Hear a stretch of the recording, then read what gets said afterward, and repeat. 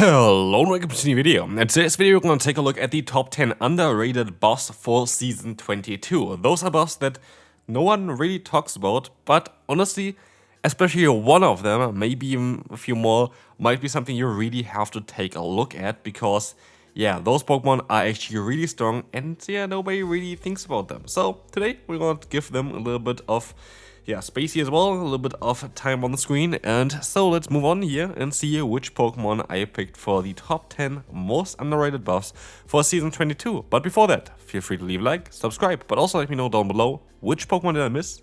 Is there a Pokemon I missed that people don't really talk about?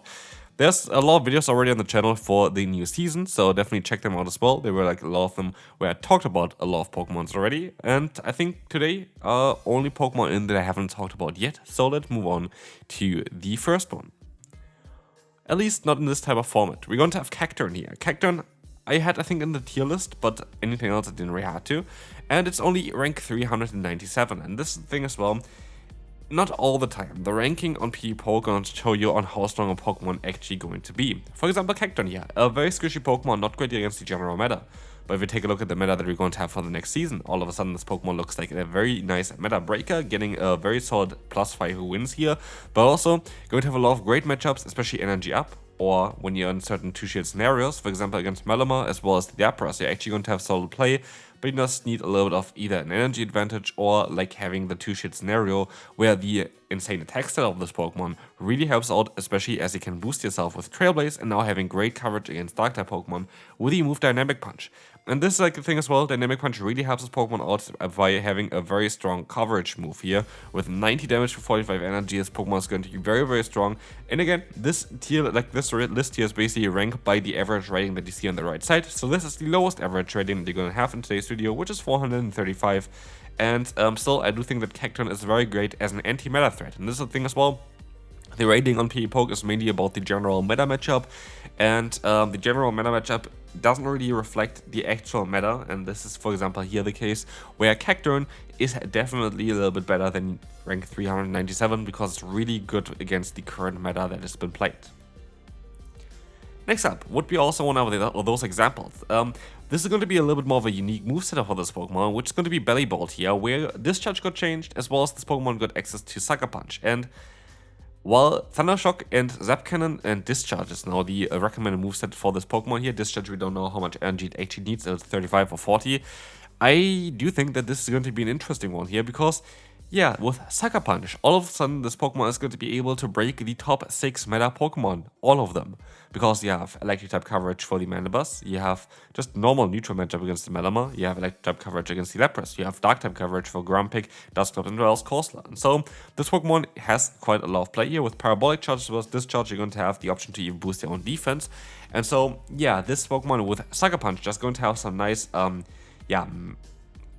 general coverage here, I would say, which is going to be something that was missing for this Pokemon before. Still, it's not the recommended moveset from PvPoke, and yes, the average rating maybe went down, but against the current top meta, I do think it's a better moveset, and so, interesting Pokemon for sure. I think it's a little bit of an underrated Pokemon, but again, the average rating is just going to climb. Which you see with the next swine, which is Piloswine, a pile of swine. We're going to have here Icicle Spear on this Pokemon, while Avalanche is a very strong move, like one of the strongest moves in the game, or move that you really would like to have. The interesting thing here is that Piloswine with the move of Icicle Spear is going to be a bit better, even though it does less damage. But the main reason is it needs 5 less energy. And you might think, oh, 5 less energy for quite a lot less damage, where does it really make sense?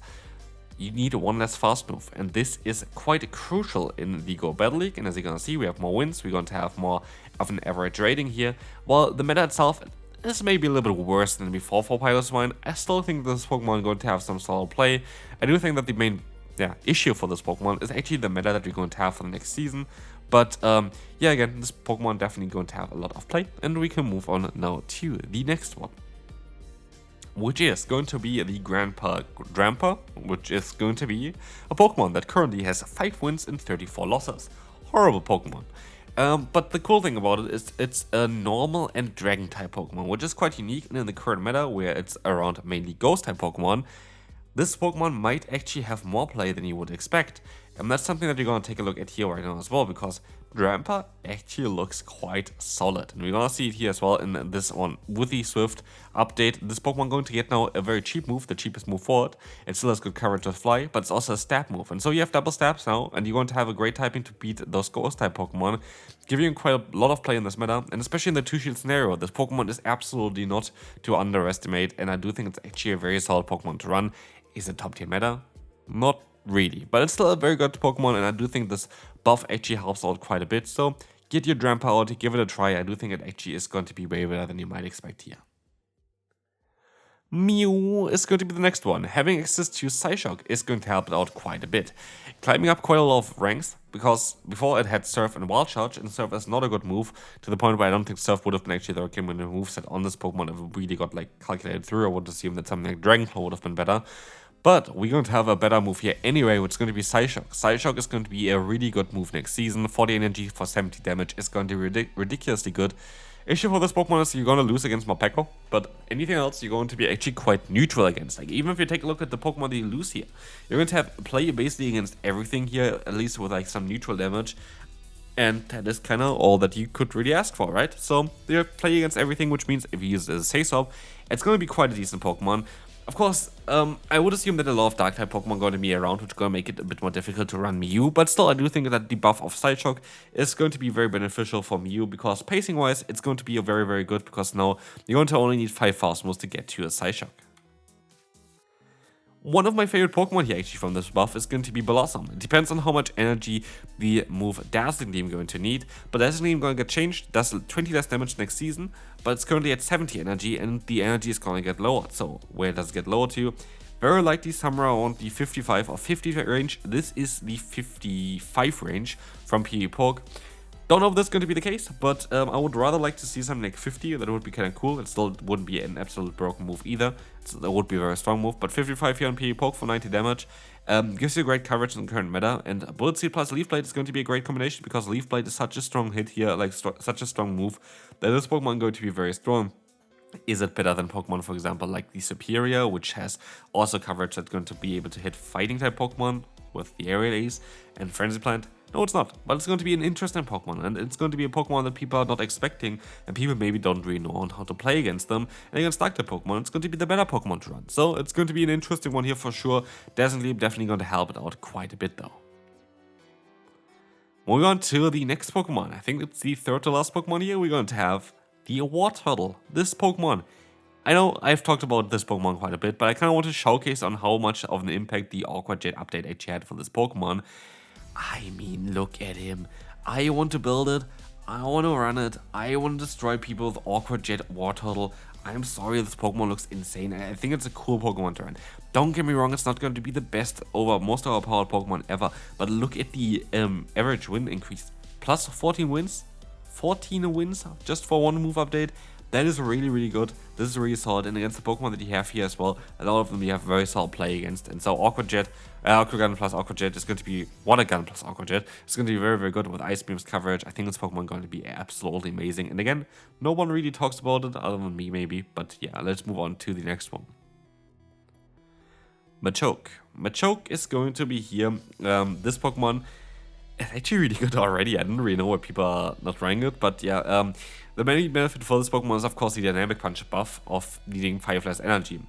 And here, why I think it's so important, why you might be thinking here average rating goes down, what's the point of having it in the video? Having the pacing to go for either 4 fast moves and go for a Cross Chop, which does a lot of damage and has great coverage, or go for 5 fast moves and get to the Dynamic Punch and do a ton of damage, is quite cool. Dynamic Punch plus the Karate Chop is going to be a very deadly combination, kind of similar to what like the Machoke gonna do. And this Pokemon here being number, I think number 26 here for the next season is quite cool for me. I think it's going to be a fun Pokemon. I think it's a Pokemon that maybe it's not worth it, because you can also use Machamp for the same kind of thing to do. But Machamp actually has less bulk than Machoke, so Machoke is a bit bulkier, which kind of is a cool trade for it. I kind of want to build it, but it's most likely going to be something for late season, because I think I want to use my starters on something different first, but I still think it's a cool Pokemon to build. This is actually the second to last Pokemon, which is going to be Runerigus, a Pokemon that nobody talks about. This Pokemon is going to get buffed with Rock Tomb. Rock Tomb is a move where we don't know the energy yet either. P-Poke says it's 50 energy, currently it's 60 energy. So minus 10 for us is what P-Poke suggests. I don't know if it's going to be minus 10. I hope it's going to be minus 10. I could see minus 5 as well. Then it's going to be completely different because then you most are not going to run it. But minus 10 would be kind of cool in my opinion. I think it would be better. As we will see here, this Pokemon actually going to be very nice. It's going to actually lose in general the average rating there, but I still think it's going to be way better with the moveset because it can also do other things. For example, you see on the left side it runs Brutal Swing there. You can run Shadow Claw, Brutal Swing, Rock Tomb, having then a cheap move, a coverage move, and the fast move, which is going to be very interesting there together. Giving you some nice coverage and still gonna give you the fastness of this Pokemon. And I never know if you have like Shadow Ball or anything like this. So that's gonna give you coverage, for example, with the Rock Tomb against Lapras and Manibus and quite a lot of other Pokemon here in the meta. It's going to be very interesting. So I think this Pokemon might even have a different moveset. It's going to be a little bit better. I do think in practice, most likely Shadow Claw plus Brutal Swing going to be ideal with Rock Tomb as a last move. Here's the thing as well, like Brutal Swing, well, it's not stab, it hits basically the same stuff that Shadow Ball would be hitting as well, so it's that's the kind of thing for the Ghost type Pokemon. It's kind of always to have Dark plus Ghost type coverage. They both hit Ghost and they both hit the Psych type Pokemon for super effective, so what is what it is. But yeah, this is going to be it for Runerigus, and we're going to move on to the single best, not really talked about Pokemon for the next meta. Roserade. I have no idea how this Pokemon is only ranked 196. It doesn't make sense. You wanna know why? What the hell is this? One shield scenario, 34 wins, 12 losses, average rating of 560. This is, I think, the highest I've seen so far. From this Pokemon, that is not even ranked 200, like it's in the top 200, just barely there. What the hell? Like, I know that I made a video already a little bit earlier where Superior was in. Mostly, hopefully, I don't know when you actually see the video, where Superior was in, and like Superior was just a tiny bit better than this one. But this Pokemon looks absolutely insane, and yeah, this Pokemon is really, really good. So definitely going to be a Pokemon that you really want to build and is not really talked about because it's just ranked 196, but look at those stats and you're definitely gonna see it on my channel. You know what's kind of nice? I got a Shundo from this Pokemon, so you're gonna definitely see it in the Master League as well. So yeah, this is going to be it for 2 days for this video. There's going to be mostly some more videos because the new season is going to start already tomorrow for me while recording. I don't know when you're actually gonna see the video because I want to do a different video before that, but I don't know if we're gonna get it done in time. So I will see you then. Bye bye.